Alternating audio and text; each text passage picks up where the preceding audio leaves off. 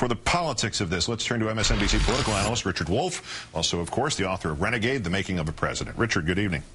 Good evening, Keith. Story broke last night. If you look at the news today, basically it seems nobody is sweating what should at least look like a tough ethical and legal and national call. Is that a correct assessment?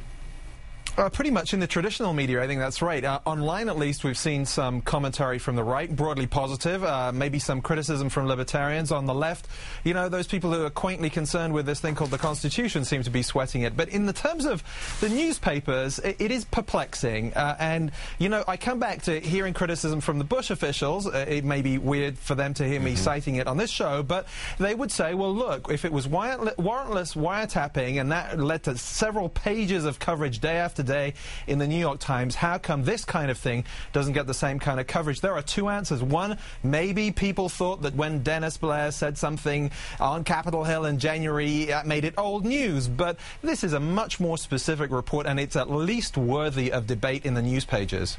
Where does this rank on that scale of events when we talk about illegally detaining and torturing people as compared to simply announcing that we have the right, the president has the right, as was earlier stated, but now here's an exact case of it, an example, that the president has the right to have somebody shot out of this world? Well, look, I think the administration, and they haven't made this argument explicitly, but they seem to have a carve-out for what goes on foreign territory. Now, that is not a legal argument. It may be a practical one. They may say this is broadly defined as the battlefield and the president has these executive powers, but that's, frankly, an argument the Bush administration would make. It seems that the politics of this has moved to such a point that the administration has taken on a very aggressive, robust capture-kill, what you and I would call assassination program, without a whole lot of public debate. They are internally, inside the White House, very proud of this program, not just in the Arabian Peninsula, but also in Afghanistan and Pakistan. But again, this has happened without much debate. A version for you of the question that I asked Jack Rice. Where are the safeguards about only opening Pandora's box under these specific circumstances? In other words, if you say, all right, we're going to let this one go because obviously we can assume all these other fatal words that have led us down the primrose path before, what keeps it to even these circumstances in the future? We don't know what the procedures are. We don't know what the checks and balances are.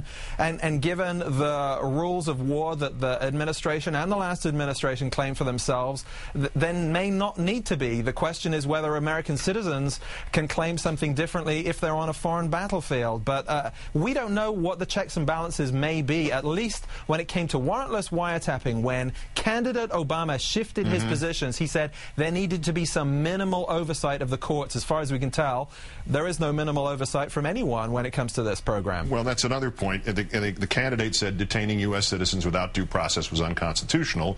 The president says under these specific circumstances, or any circumstances, I guess his thought process of which is okay and which is not okay is irrelevant. He says under certain circumstances it's okay. Were there nuances to his opinion, or is this a change? It's a change.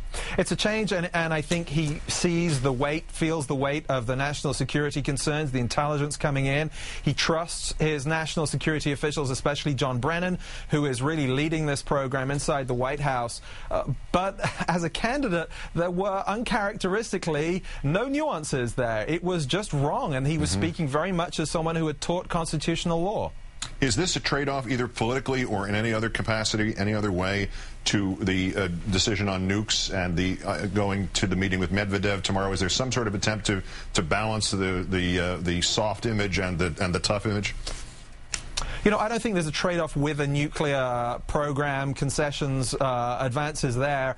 In fact, the trade-offs are within those nuclear developments themselves. For instance, in cutting the number of nuclear missiles, there's actually significant investment in upgrading the nuclear stockpile. So the trade-offs are all inside the nuclear deal. I don't think it's one or the other. Richard Wolff of MSNBC, author of Renegade, as always, great thanks. Thank you, Keith. Back